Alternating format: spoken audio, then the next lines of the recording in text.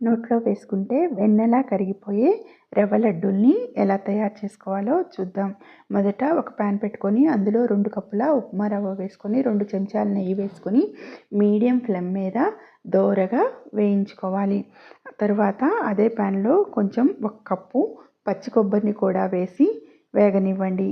తర్వాత వేగుతున్న కొబ్బరిలో 2 కప్పుల బెల్లం వేసి కొద్దిగా ఒక 3 స్పూన్లు వాటర్ వేయండి, సరిపోతుంది. తర్వాత అందులో ఇలాచీ పౌడర్ కూడా వేసి తీగ పాకం వచ్చే వరకు ఉడికించుకోండి.